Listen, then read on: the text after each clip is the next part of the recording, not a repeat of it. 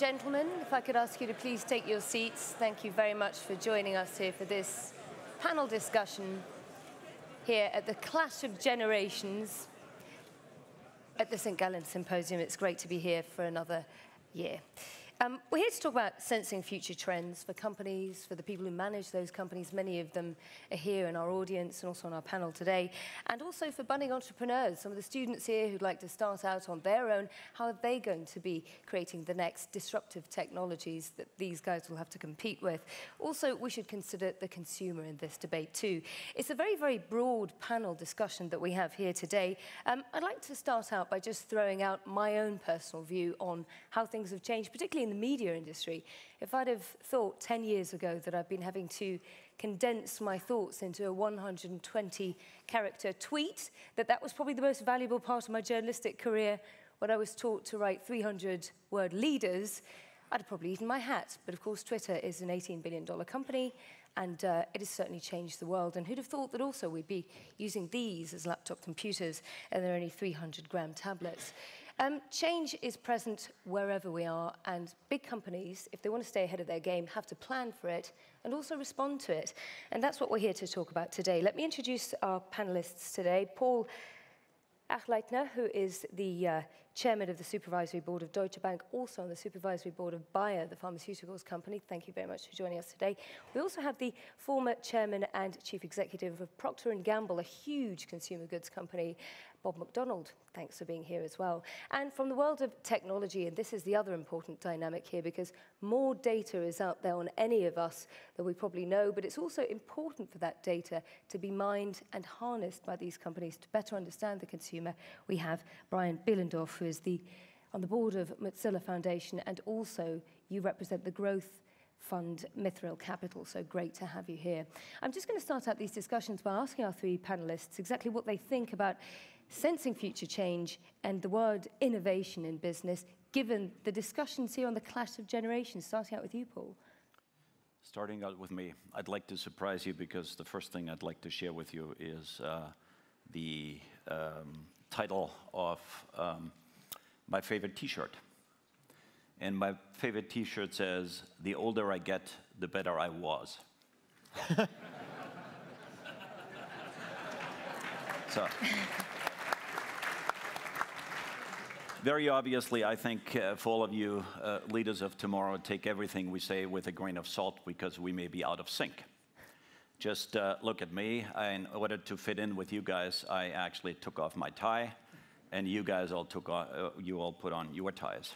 Okay, so, and by the way, for our Serbian friend who was afraid about having missed the 60s, I'd like to remind him of the famous saying by Rod Stewart, "If you can remember the 60s, you were not there." But,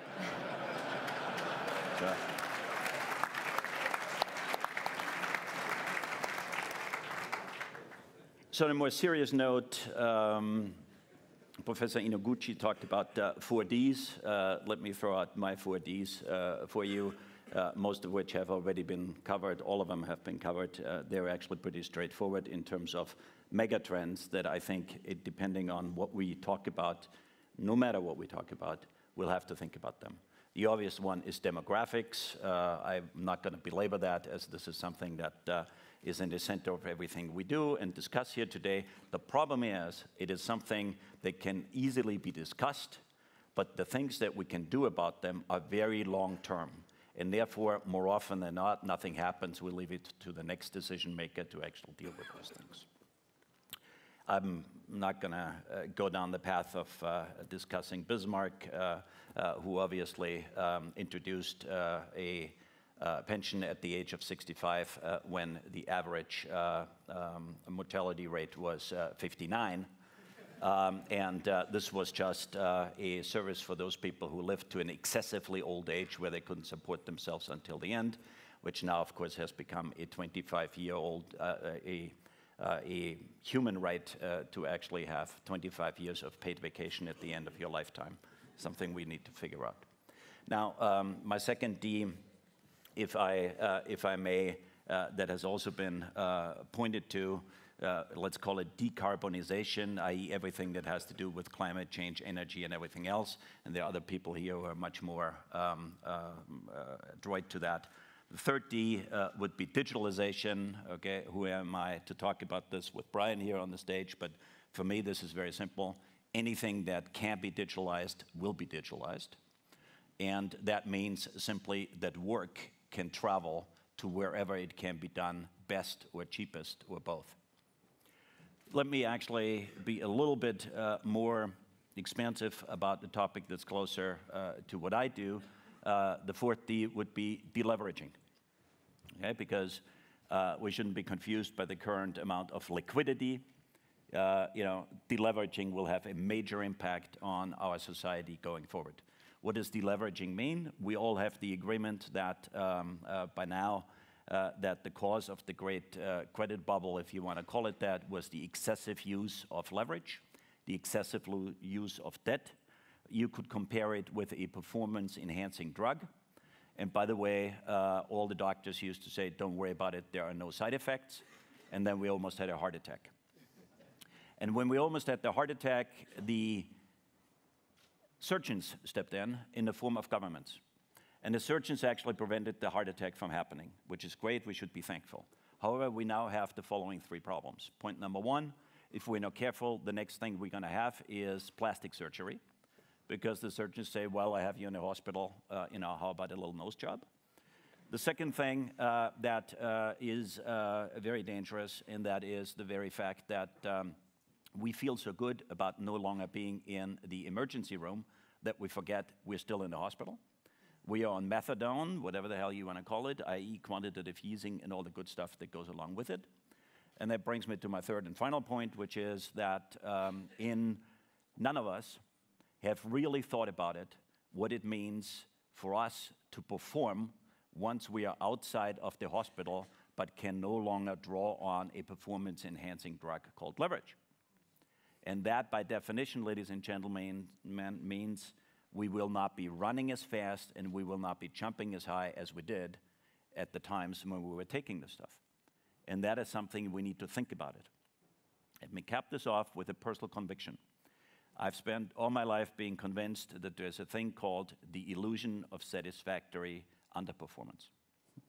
We as individuals, as well as institutions, have a tendency to view our own performance as quite satisfactory, as long as it's better than last year's or the one of the immediate colleague or competitor that you actually compare yourself to. But if your performance compared to the inherent potential that's in you is actually an underperformance, very often does not end up being discovered. Now, you therefore can live a long life in the happy illusion of satisfactory underperformance. And that is something that particularly you leaders of tomorrow need to deal with. The leaders of today need to deal with something that we could call the illusion of sustainable overperformance, but that's a longer discussion we can have afterwards. Thank you very much for those points there.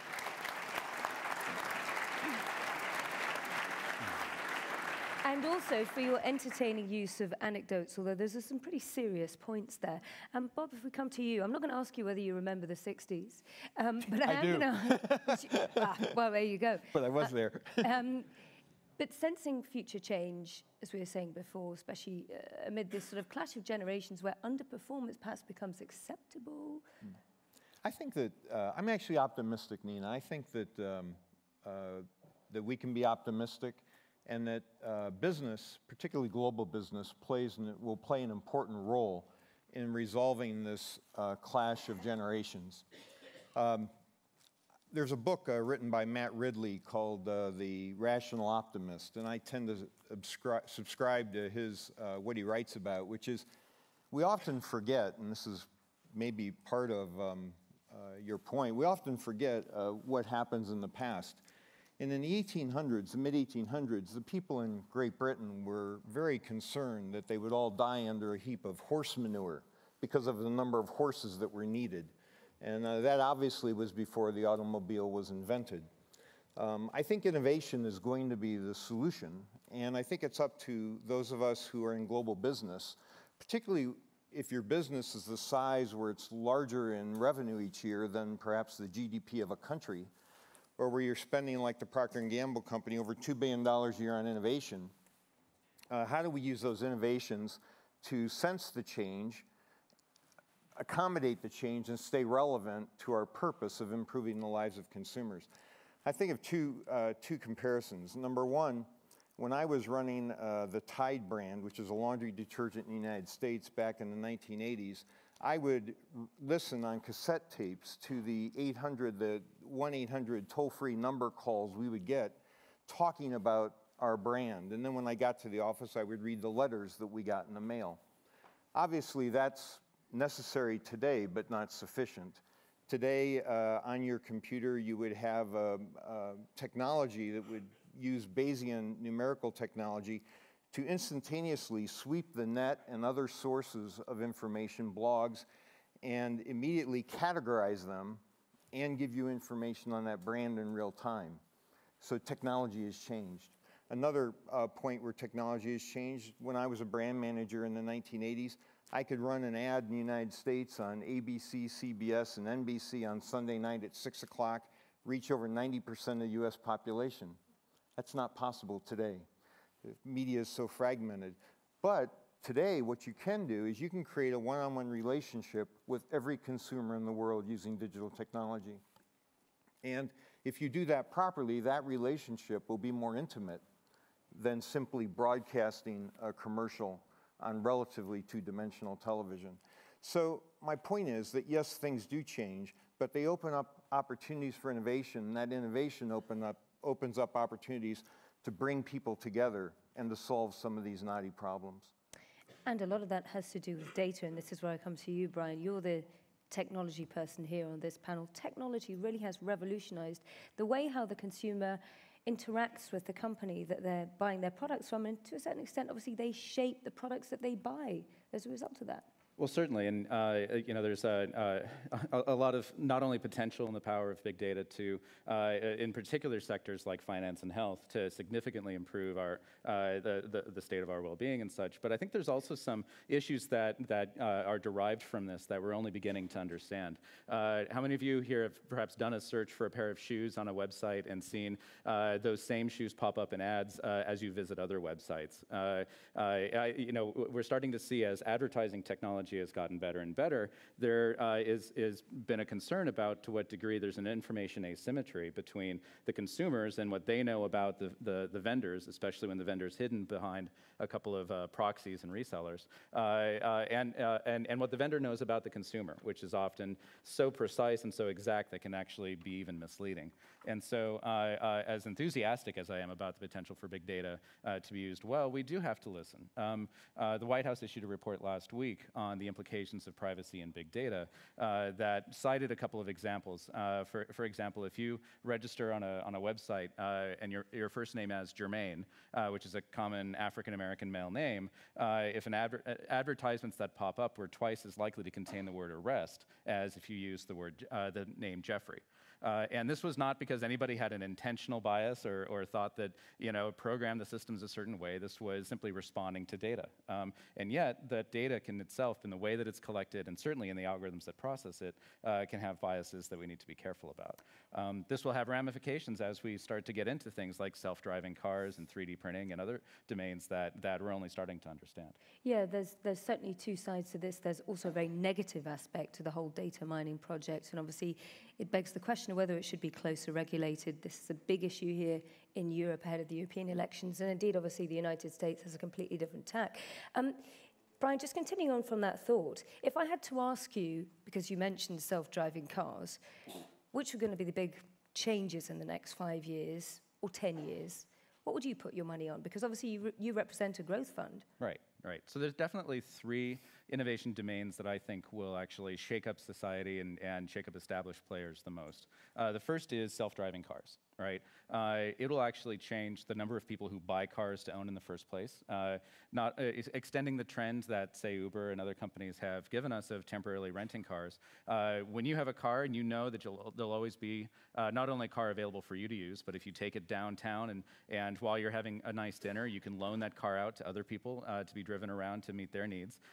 you're suddenly going to feel less proprietary, perhaps, about owning that car in the first place. And certainly a lot of the transportation sector and other sectors out there will see a significant change in employment and their cost structures and such if these systems actually can prove to be reliable and trustworthy. And that word trustworthy is one I'm going to use in a couple of these examples. The second is 3D printing.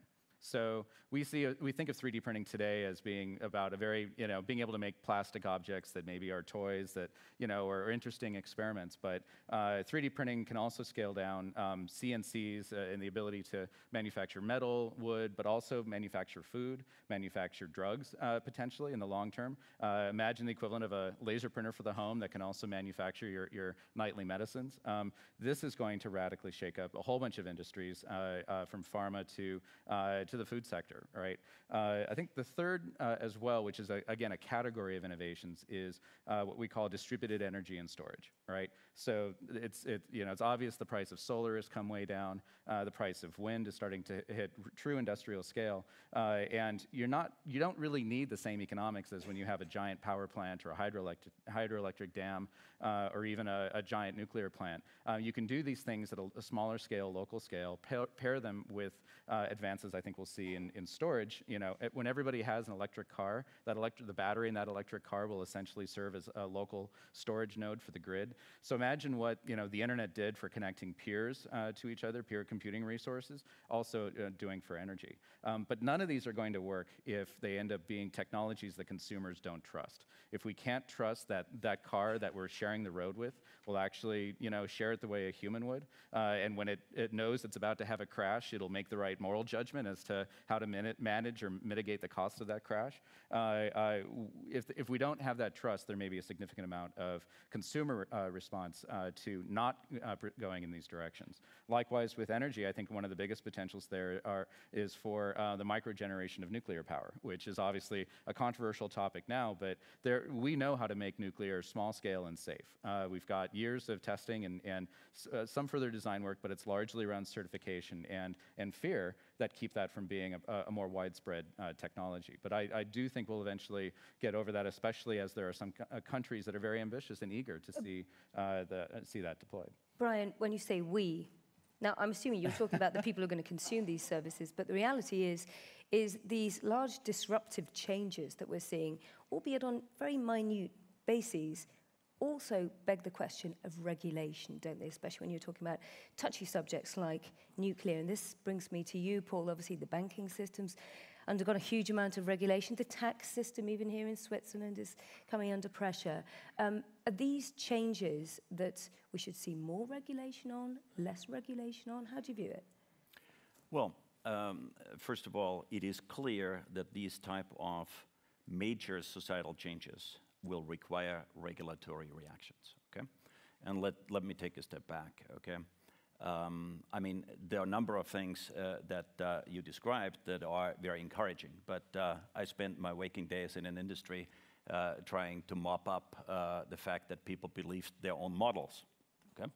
So if I hear about all these algorithms that are out there who are gonna generate all these grandiose ideas, I'd like to remind all these students here that, of course, it's statistically proven that milk consumption leads to heroin addiction because 100% of the heroin addicts started out with milk.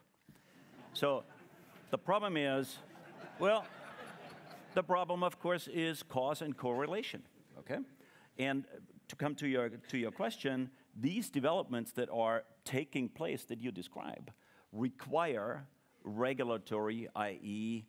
measures that need to be taken to keep things, quote unquote, under control. The problem is the people who actually do make those regulatory rules do not fully comprehend and cannot fully comprehend, as any students of system theory, which used to be taught here 40 years ago, 30 years ago when I was here, I hope it still is, will know by definition. The guys who regulate must have the same sophistication than what is to be regulated, which is a little bit difficult to achieve because the guys who need to be regulated don't even know what the outcome is. Well, this comes up in various countries, wherever you are, in the UK, here. How do you solve that problem, though? Because that remains a persistent one. Well, we talked about cooperation before, okay? I think the problem, if I talk about banking, for example, right now, that we have is the industry has lost its credibility to a degree that is no longer allowed to sit at the table when new regulatory measures are being discussed. That means the only people who actually have a judgment of what unintended consequences regulation X, Y, and Z might actually have cannot bring those up in an orderly fashion and say, have you thought through what are the following ripple effects if you put this in place? And that means that regulation is actually being done, quote unquote, against those, which causes a problem because then people say, whoops, well, I didn't count on that one, and I didn't count on that one. So we need to bring people together again, and again, the industry has lost that right because it's lost the reputation and everything else, that's fair. But at the end of the day, in order to fix it, you need to have all these people sitting at the table to figure out what is the right system rather than just imposing something that has all kinds of unintended consequences. Yeah, so in synopsis, obviously, you have to keep an eye on the changes that are taking place, not ignore what you should be hearing from your customers and governments, etc. That this is particularly pertinent to the banking system. But this brings me to you, Bob. Yeah. I think there's another issue that comes up with what both Paul and Brian are talking about, and we see it as well, which is because of digital technology, because of mobile technology, power is moving to the people. Power is moving to consumers. And with that power, if you think of the old traditional supply chain model where all the arrows point from the company to the end user, all the arrows now are pointing the other direction. And with those arrows is the expectation that you can get a customized product or a customized service. And so companies like ours then have to create, I talked about creating this relationship through the digital technology, but then you also have to create the upstream capability to customize the product for the individual need. I oftentimes get asked by global retailers, why don't you just ship me all of Pantene, for example, a hair care product, all the Pantene in my system and I'll ship it throughout the world. Well, we have 155 plants around the world for a reason. Needs are different around the world. Physiology is different. The Asian hair is twice the radius of a Caucasian hair, which means it's 6 times the surface area. That need for customization will increase. Flash back to the discussion we had earlier this morning. If we need to rise above our own ethnocentricity, if we need to rise above our own democratic politics where we all vote local issues, if we need to rely on global institutions, how are we going to give up that sovereignty? How are we going to rise above that ethnocentricity at a time when we all have these powerful devices and all have this insatiable need to be met? I was in 1995, I ran our business in Japan, and our legal entity of our company in Japan was P&G Far East. And I remember I was bored one day and I was flying in Japan Airlines and I picked up the magazine and looked at the back at the route map. And of course, if you look at your world map, every country is in the center of their own world map. So for me, Far East was Cincinnati, Ohio, it wasn't Japan. How do we rise above that country being in the center of our world map and look after the greater good? Again, I think business has a role to play, but we need governments to step up as well. Well, actually, a company like yours is almost as difficult to govern, I would have thought, as a government itself, because you've got so many different geographical locations, different segments of products and brands. Just going back to this issue of how you cater the business model towards that, there must be so much information and inputs coming in. How do you manage that as a company like Procter & Gamble? It must be enormous.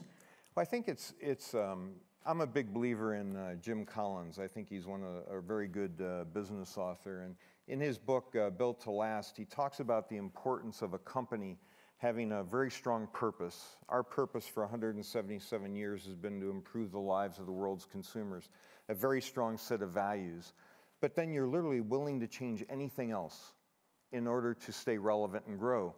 In 1950, which was the first year of the, 1955 was the first year of the Fortune 50, 1955, only 9 companies remain.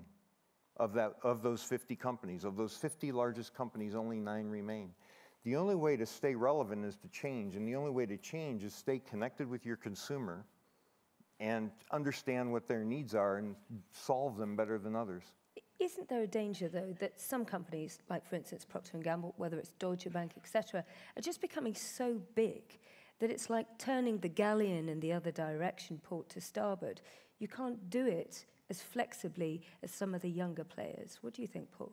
Well, obviously, everybody is fond of the saying, and nobody remembers who said it first. It's not about the big eating the small.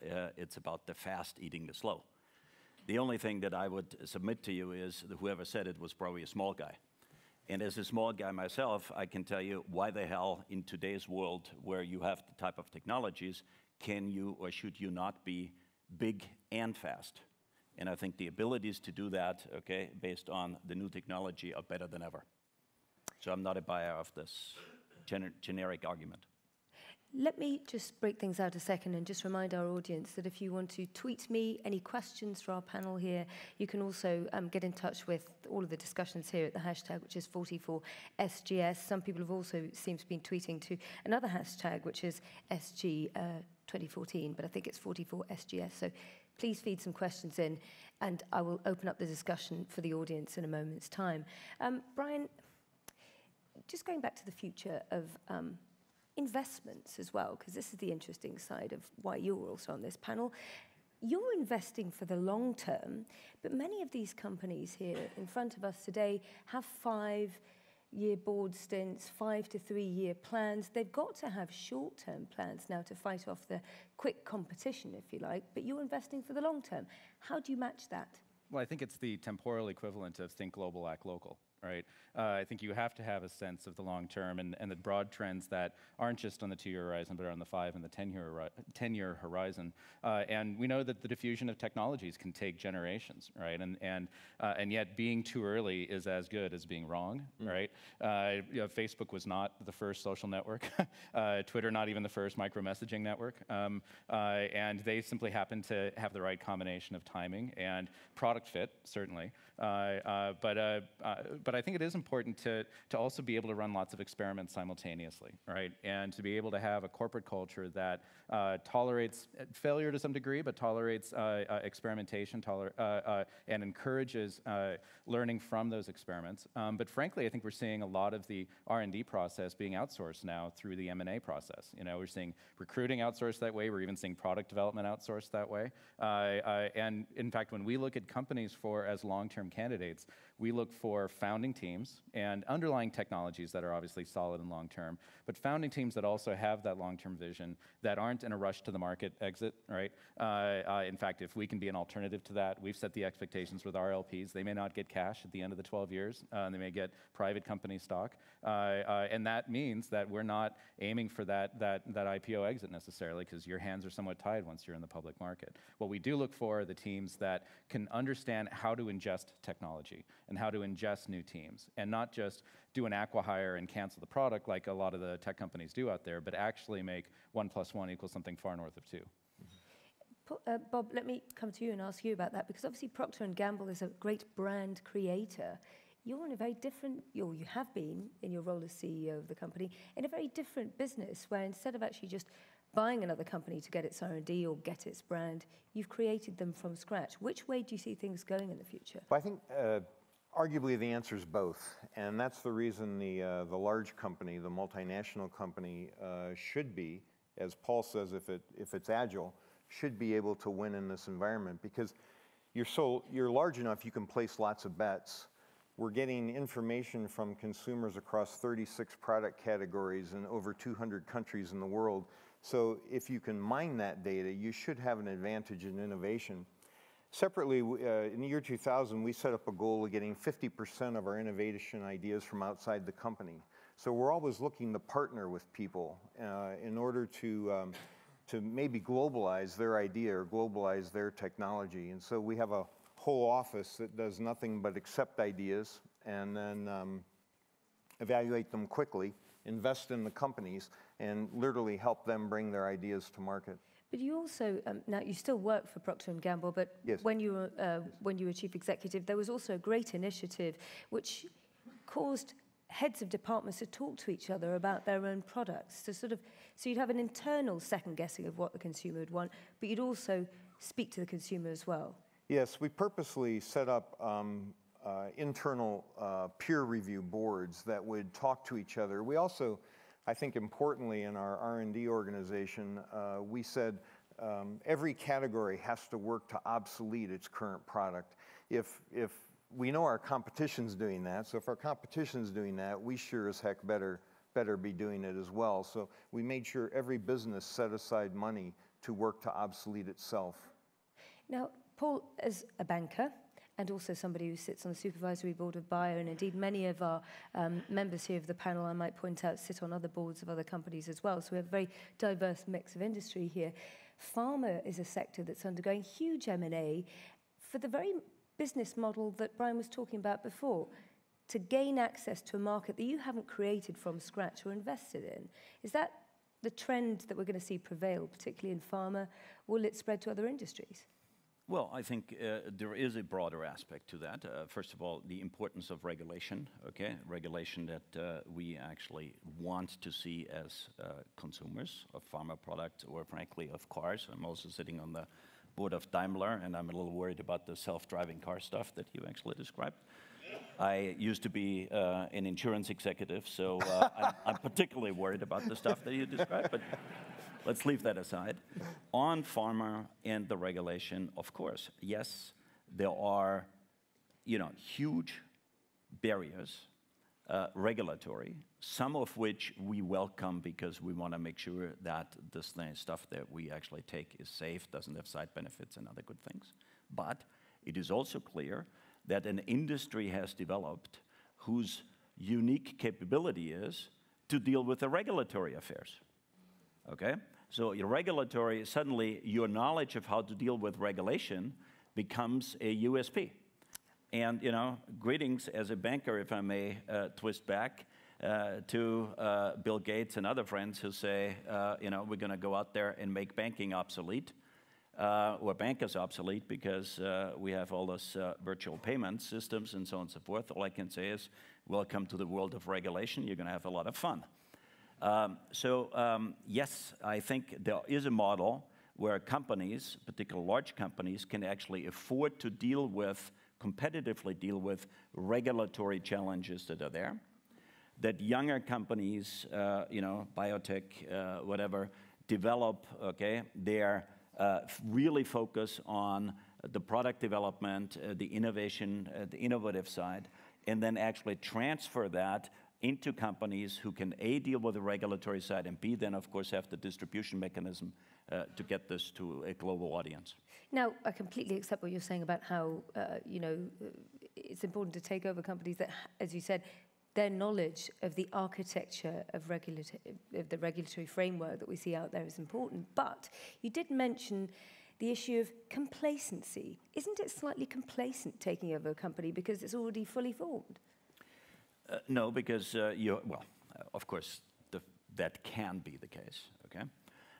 But very often it's not, because one shouldn't underestimate the challenge of actually not only taking over, but then successfully integrating a company into your own. Because the job and the challenge of integrating, for example, an innovative company into a larger organization without them just all saying, thank you very much, okay, this was great, okay, and all the brains leaving is not exactly an easy task. I mentioned this not at a micro level of one company taking over another. I'm just saying if, for instance, that ends up being the status quo, that lots of these companies are taking over each other without really plowing into research and development, the money that they otherwise would have done 10 years ago, is that a risk? Yes, but you could also argue it is a more effective use of the research budget, okay? Because if you actually plow it into big bureaucracies where it gets wasted, you might actually save that money and then buy young companies that actually have worked very efficiently and very effectively in this kind of context, okay, to actually drive things forward. So I'm not sure that this would be such a bad overall business model, and I definitely feel it is not something that we should be worried about in a general thing. Also remember Bob's point about large companies fading away. Of course, large companies will continue to fade away and be replaced with others. Let me just, I recognize, Brian, you want to make a point on that, but before we move along, I'd just like to start by opening things out to the audience to take a couple of questions, particularly on these points. There's a few issues that we haven't yet had a chance to tackle, including how to deal with changes of government and so on and so forth that affect companies. Yes, there's a question over here. I'll take a couple of questions from the lady in the front there and the lady with the white shirt at the back with her hand raised. Thanks. Hi.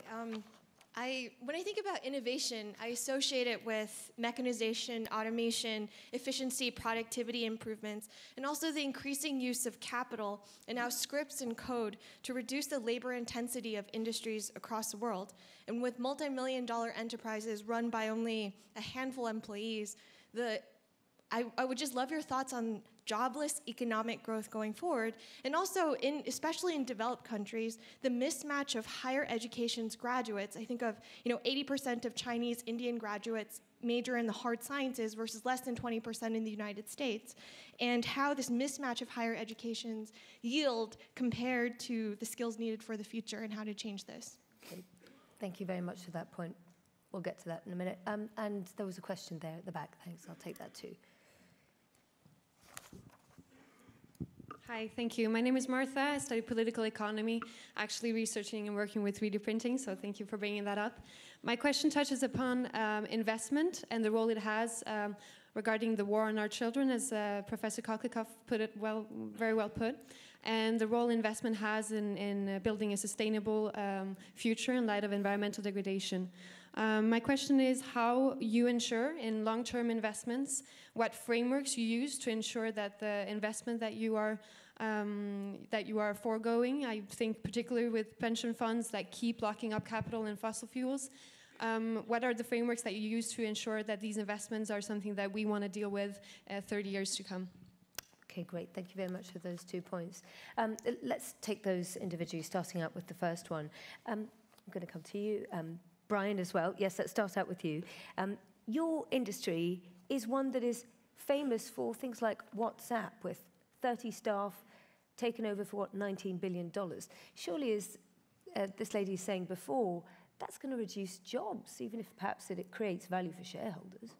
Well, I'm not familiar with anybody who was fired because of WhatsApp, right? It actually didn't seem to displace much. Perhaps it displaced the income due to messaging to a lot of large telcos, but I think they kind of had that coming anyways. No, I think the globalization and I think mechanization is actually not so much unemployment within a country and inequality within a country, but across countries kind of issue. And I think for every example that we can cite of displacement, we can also cite empowerment. So there's a set of colleges called the Barefoot Colleges, run by a gentleman named Bunker Roy. Predominantly in India, he might be in some other countries, but what he does is he trains individuals to become technicians to do solar and water projects and such, people without formal training, without a lot of knowledge. He works with them to create a very valuable service in a market where the prices are obviously coming down to the point where we can afford to put panels on not just middle-class homes, but in a tremendous number of locations. And so obviously the rise of outsourcing has also meant that the IT industry has decentralized massively.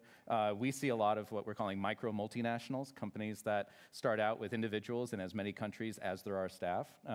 And I think there's something incredibly empowering, but it does reward certain domains. It rewards the more informal forms of learning, individuals who can empower themselves from watching Khan Academy or MOOC recordings online to those countries where it's easier to start companies and easier to set up shop as an independent contractor, right? And those companies do have every capability of growing into major multinationals. But it does sometimes take an individual like an Elon Musk to rally the right set of resources and the right teams to go and do something like build a rocket that can actually land itself back on the ground and be reused. Yeah, and get a contract from NASA from it as well, which probably gets a few jobs on the side as well. Right. Bob, just breaking that question into two bits, as we were hearing there's this mismatch, and I hear it often when I interview people like the CEO of Manpower, et cetera, they keep saying there are jobs out there, we just can't find the right graduates with, you know, the right candidates with the right background in certain parts of the world, and P&G must suffer from that because you've got huge amounts of people working for you. Yeah, this is a real issue. This is a real issue. McKinsey did a study that showed that productivity correlates with economic growth. So productivity isn't something we can ignore. It's actually something we should push forward on. In my particular case, when I joined the Procter & Gamble company in 1980, we were a $10 billion company. Today, we're $84 billion. That's a multiple of 8. In 1980, we had 60,000 employees. Today, we have about 120,000. That's a multiple of 2. So the productivity improvement, sales per employee, is a multiple of 4. A company has to continue to increase its productivity. The challenge for us, I think, is, and it's brought up by the previous panels, how do we improve our education system, both university and vocational, to have the agility that business already has to have or it won't survive. It'll be one of the 41 companies no longer on the Fortune 50. So how do you? Well, I think we have to look at the educational system and we have to ask really tough questions. Do we have to have a closer dialogue with government? I think business certainly has a role to play to align with education and say, what do we really need in the graduates today? What, you know, and are we training those graduates in the proper way for the jobs in the future? In 1980, our average plant produced 8 million cases of product. Today, it's 27 million cases of product. But in 1980, the 5 people working on the line were carrying screwdrivers, wrenches, so forth. Today, it's 1 person with an iPad. So how do we give people those skills? And importantly, how do we retrain older people who didn't get those skills? I mean, in some ways, what separates those who are successful today versus those who aren't, and probably in the past, is the ability to continue learning. So rather than making fun of your parents who don't know how to text message, teach them how to text message. Provide the opportunity in a vocational school or other ways. But somehow we've got to get after this, and we've got to make education much more flexible and much more attainable for the population.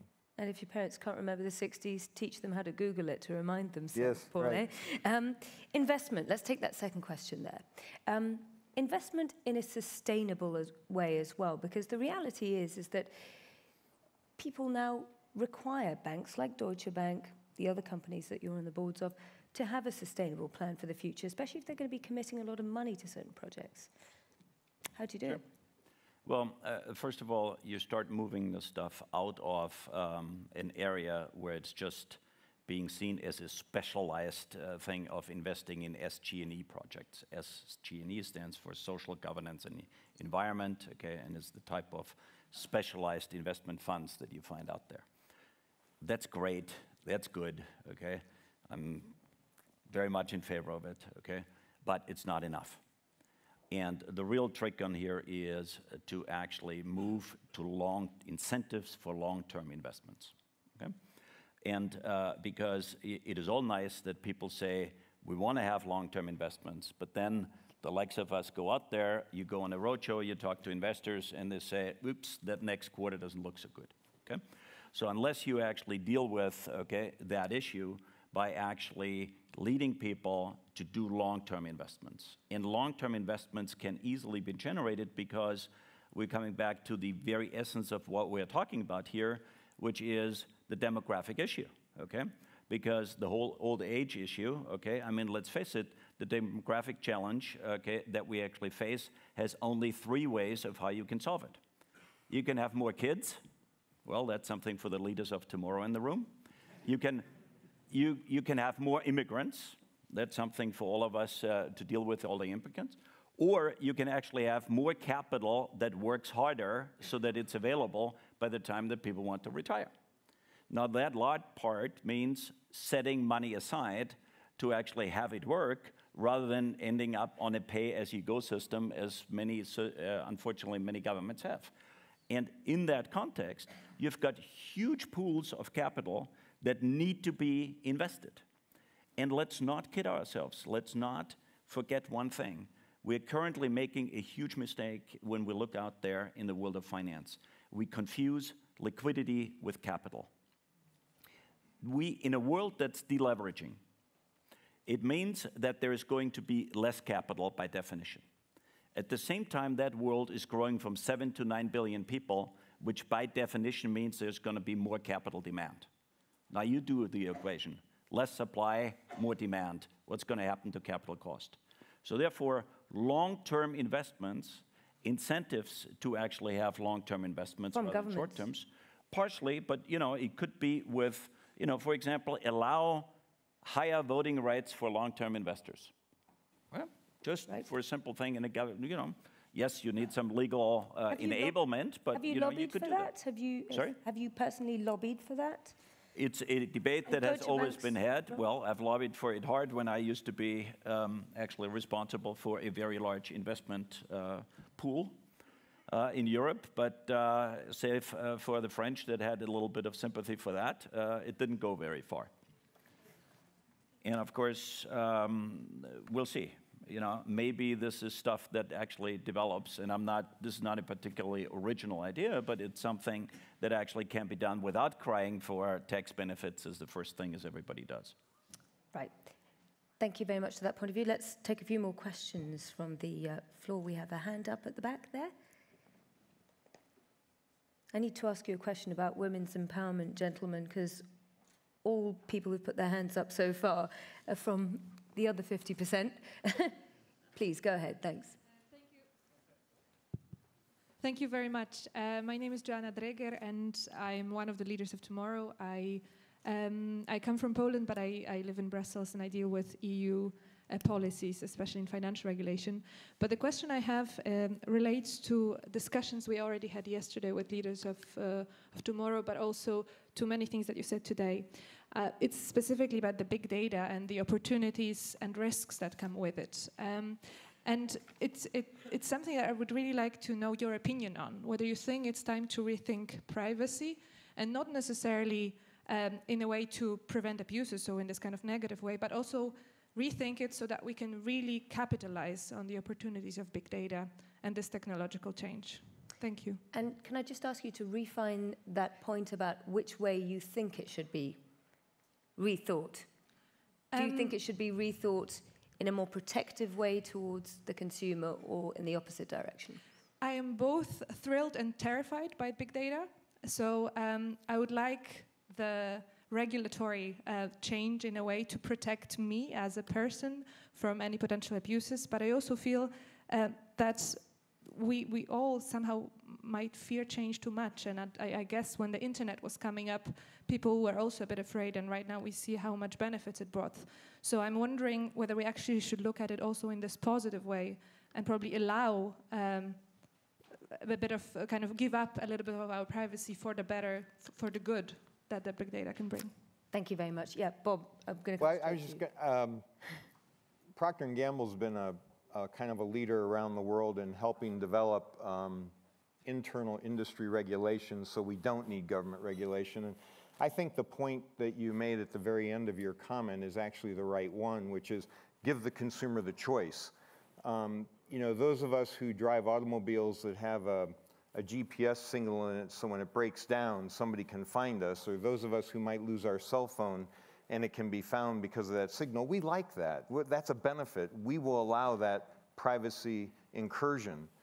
Where I have trouble is some of the internet companies we've dealt with, and as the world's largest advertiser, we did a lot in the very beginning with Google and Facebook and Twitter and so forth, it was their feeling that once you opt in to be on their website, then they could do whatever they wanted. And our feeling was different. Our feeling was every time you had to give a choice as to whether the person wanted to opt in. So we had that debate. But I think that's the primary thing. It's got to be the consumer's choice rather than the company's choice. So pull rather than push, as the advertisers would put it? Yeah. Mm-hmm. Brian, let me come to you. I think that was the money quote there from that participant, young leader, saying, I'm both thrilled and terrified. The young people of today are looking for guidance on this issue. What should the tech world tell them? Right. No, I think the tech world has not done a good job of trying to explain and trying to actually provide choice. Not only are the privacy policies in terms of service documents that nobody reads, they just click through with accept and go on blithely. There are companies whose entire business model is to guess things about you based on the sites that you visit, make sure they can plant cookies without you knowing about them, that sort of thing. And so I do think there's a deficit of trust. And I think it's actually, there's no such thing as problems, there's only business opportunities, right? By that same token, I think there is a latent consumer demand that is barely expressed in product right now, but I think is a wide open field for trustworthy technologies, for technologies that put end users first, that build the commercial relationship exclusively between the end users and the providers. I've said to a few people I would happily spend a few dollars a month on a Facebook that was ad-free and that I felt confident wasn't sharing my data with anyone else, right? And many of the new chat apps, I mean, even WhatsApp, it's not a secure end-to-end crypto kind of app, but it's $1 a year is a contract between themselves and the end user, and they don't do, according to their technologists and their CEO, they don't do any profile building or tracking or logging of your comments, that sort of thing. And so I think it's a viewpoint. Even Snapchat was kind of privacy theater. I think we actually do have a consumer demand out there for this, and I think it's not something that's going to go away. I think privacy, the ability to have privacy, is an expression of agency, something that we're used to in the physical world, and actually I think we had more of in the earlier days of the internet. It's something that, with another hat that I wear as a board member of the Electronic Frontier Foundation, we've been fighting for a long time. But I think it's also the only way that an individual, especially at the beginning of their career or the beginning of their academic life, can develop an authentic representation of who they are. The ability to have private thoughts and confidential conversations is how you explore who you are and what you believe in, right? And ultimately what you fight for. And I think it's essential. Maybe Brian can comment on this because he's much more knowledgeable than I am, but this is going to get even worse with the Internet of Things because every single thing will have an IP address, which means it'll be much easier to track. It'll become the big brother of things. Yeah. And so this is a real issue that we've got to solve before the Internet of Things becomes a reality and everything has an IP address. By that, are you worried about the Internet of Things then? Am I worried? Bob, are you No, worried? I'm not worried because I'm guided by a purpose of improving lives and I'm guided by a set of values that dictates my behavior. But I do think that there's going to be a bigger risk that this becomes a bigger issue for those folks who aren't guided by the same ethical principles. Paul, you're obviously in the banking sector, which is notorious for needing to have privacy and trust, right? Banking is trust. Of course, and I must say I'm with the leader of tomorrow, both encouraged by the opportunities, both terrified. I'd like to draw your attention to a fact that I think is also remarkable, and that is the current behavioral backlash against Google Glasses. Now, you can actually say Google Glasses is a great thing, okay? You can also say it means that whoever I'm talking to is a cameraman live, okay? So you never know what is being, displayed where and so on and so forth. And I understand that there are a number of people who are actually consumers who are reacting to this saying, no, maybe we don't want that, okay? There are adjectives that I can't repeat here because this is a decent school that people use in terms of these glasses. With the current setup that we have today, if somebody came into a meeting with you wearing Google Glasses, you tell them to take them off, right? Of course, but we're moving. I mean, people, if they have meetings with me, they have to hand in their mobile phones before they. Not even a closed-door meeting. I'm just talking about a general meeting. Yeah, but I mean, so you're going to go through the world constantly saying, okay, I'd like you to take off your glasses. The guy says, yes, but I'm myope, okay? Yeah. These are my Google glasses, but at the same time, they are my optical glasses, okay? I mean, this is something that's just not going to be very practical unless there is a reaction because, see, I think, talking about cars, of course cars can go a lot faster than they do today, okay? It's technically possible.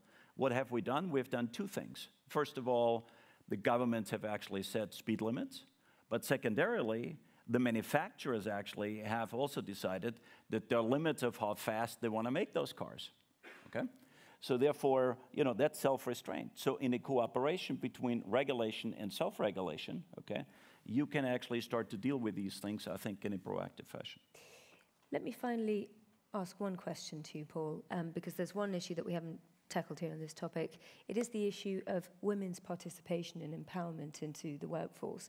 And that is one of the biggest changes that's going to be taking place, especially in huge economies like Japan, which is relying on the female demographic to try and boost their GDP and get them out of the deflationary spiral. How do you view this going? When will this change eventually take place, and how will it take place?